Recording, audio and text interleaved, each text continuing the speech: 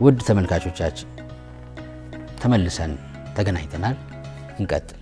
ሀገርነት ወይም መንግስትነት ብለን ስናስብስ የሚለውን ደግሞ ስናይ እንደ አሌክሳንደር ዘ ግሬት፣ ጁልየስ ቄሳር፣ አውግስተስ እና ወዘተ ያሉ እነ ሄሮድስ እነ ኒሮ እና ብዙ ምናነሳቸው ታላላቅ ነገስታቶችንም እናስባለን። በተለይ አሌክሳንደር ዘ ግሬት ስንል ከግብጽ እስከ አፍጋኒስታን በአጭር ጊዜ ግዛቱ ማድረግ የቻለ ታላቅ መሪ ነው። በወጣትነቱ ህይወቱ ብታልፍም ግን አስደናቂ ሌጀንደሪ ሰው መሆን ችሏል። ከግብጽ እስከ አፍጋኒስታን ብለን ስናስብ ዛሬ በደርዘን የሚቆጠሩ ሀገራትን ልንዘረዝር እንችላለን። ያኔ አሌክሳንደር መቆጣጠር ወይም መግዛት የቻላቸውን ግዛቶች በማስታወስ ያኔ ሀገር ወይም ልዕልና እንዴት ይታወቅ ነበረ? ኢምፓየር፣ ግዛተ አጼ የሚል መጠሪያ ነው የነበረው። የሚተረጉመው ንጉሱ ነው፣ ገዢው ነው፣ ቄሳሩ ነው፣ አጼው ነው ማለት ነው። ለአስተዳደር ግን ምቹም አልነበረም። ሁለተኛ በጦርነት ላይ የተመሰረተ ግንባታ ወይም የሀገርነት ምስረታ፣ የመንግስትነት ምስረታ ነው የነበረው። በዚህም ሁልጊዜ ንጉሱ ከጦር ቀጠና ሳያመልጥ ሁሌ ጦረኛ እንደሆነ ሁሌ እንደተዋጋ እንዲኖር የሚያስገድደው ስርዓት ሆኗል።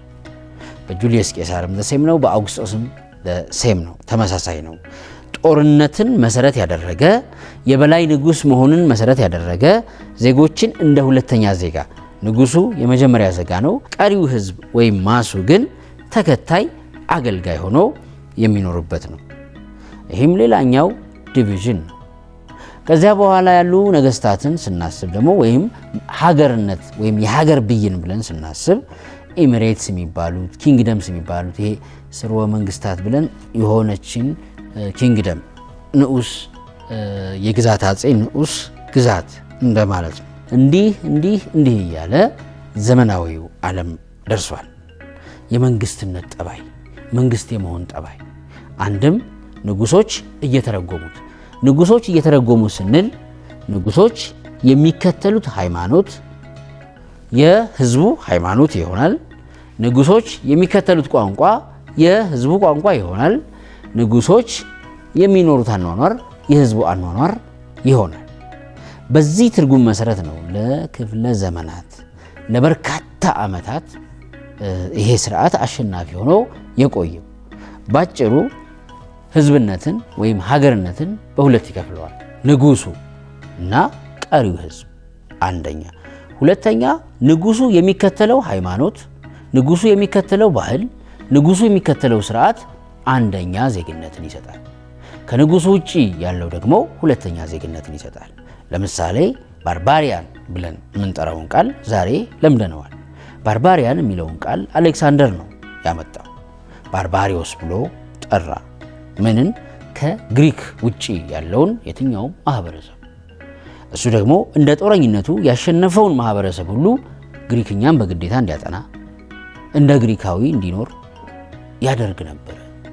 ስለዚህ አንደኛ ዜግነት ማለት እሱ የሚከተለው ግሪክ፣ እሱ የሚከተለው የግሪክ እምነት፣ እሱ የሚከተለው የግሪክ ትውፊት ነበር። እነዚህ ስርዓቶች በእኛም ሀገር ተለምደዋል። ለረጅም ጊዜም በታሪካችን ውስጥ የተካተቱ ናቸው። የነገስታትነት የንጉስነት ጠባይ ያለው የሀገር ምስረታ ሁሌ ሲታሰብ ይሄን ስለሚፈጥር ኔቸሩ ነው፣ ተፈጥሮ ነው። ኢቮሉሽን ኦፍ ስቴትሁድ መንግስትነትን ይመስራት የመንግስትነት ወይም የህዝብነት እሴትን የመገንባት ሂደት ይህን ስለሚከተል ነው። እንዲህ እያለን ዘመናዊው ዓለም ወይም 20ኛው ክፍለ ዘመን ላይ እንደርሳለን። 20ኛው ክፍለ ዘመን ላይ ስንደርስ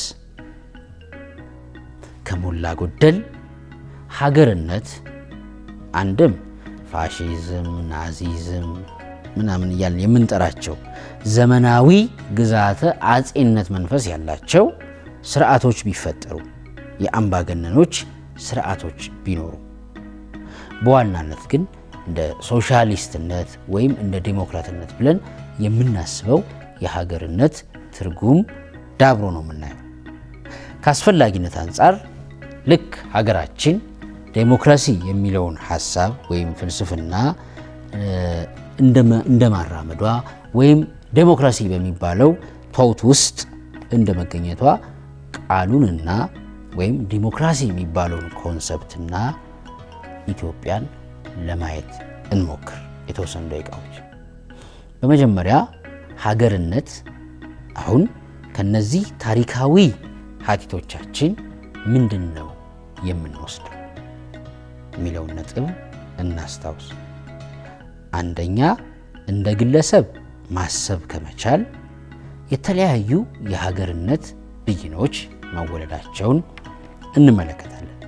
ነገስታት ሲነግሱ ሲያሸንፉ እነሱ ባሰቡት እነሱ ባሰላሰሉት መንገድ ህዝብን ወይም ሀገርነትን ሲተረጉሙ አይተናል። በቀደሙት የግዛተ አጼ የኢምፓየር ፎርሜሽን ወይም ነገስታት ጦረኞች አሸናፊ ሆነው ሲነግሱ የሚሆኑትን ነገር በማሰብ። ሁለተኛ ሃይማኖትና ባህል ያዳበሩ ደግሞ ህዝቦች በአእምሯቸው የሚሰሯቸውን ስልጣኔዎች እንዴት ተሻጋሪ ማድረግ እንደሚችሉም አስተውለናል።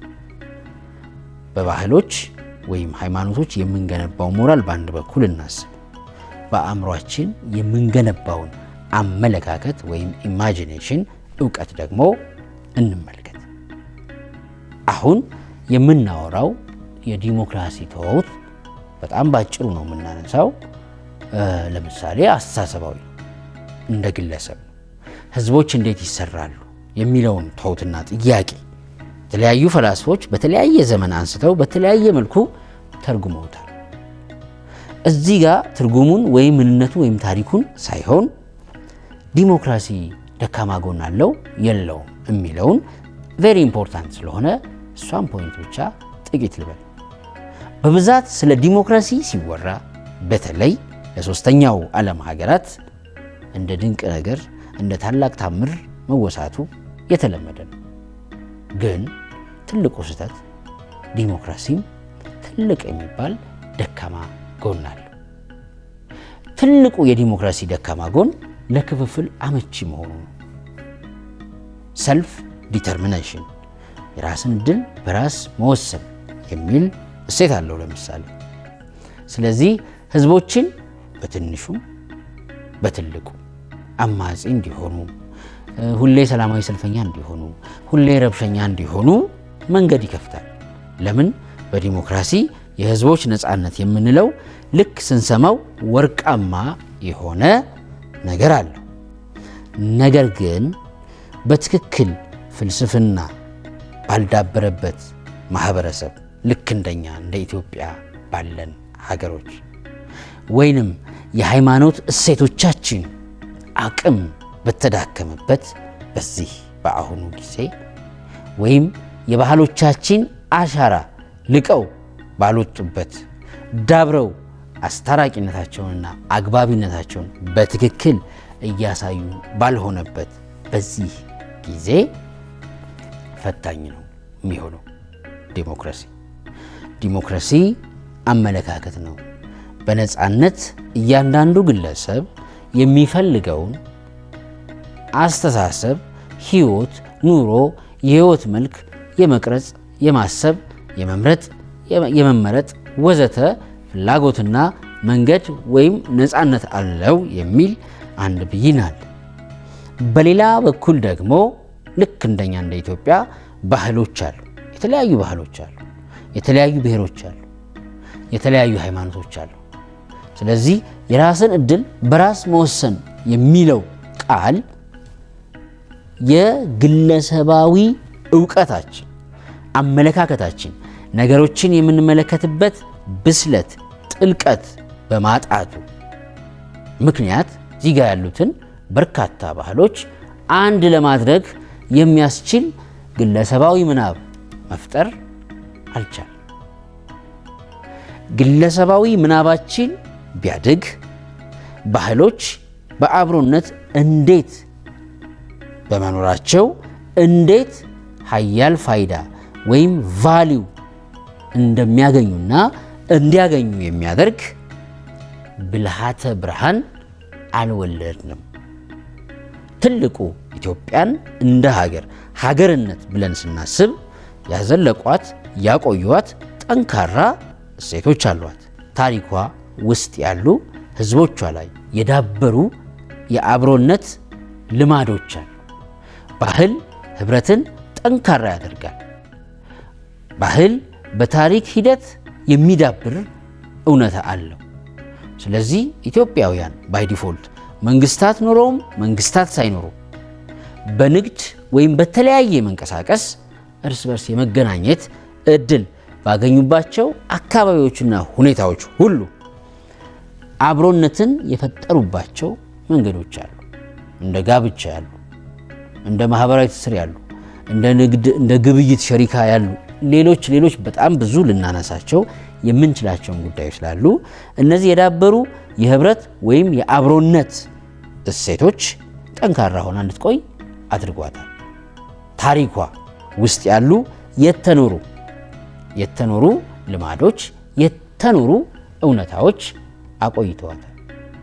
በሌላ በኩል ደግሞ የጋራ ህብረትን የተጠቀሙ አሸናፊነትን ያበቁን ጦርነቶችም እንዲሁ ህብረታችንን ጠብቀን እንድንቆይ ያልተጻፉ ግን በመኖራቸው ውስጥ እያንዳንዱ ጎሳና ብሔር ስለዚያ ጦርነት በሚያቀርበው ተረክ ታላቅና ግራንድ የሆነች ኢትዮጵያን እንዲያስብ ስላደረገው በዚህም በተፈጠሩ እንደ አድዋ ያሉ አስደናቂ ጦርነቶች ውስጥ ሁሉም ተሳትፎ ኖሮት የገነባው ሀያል ህብረት ስለነበረ እንደ ሀገር ከታሪካችን አንጻር እንድንኖር አስችሎናል።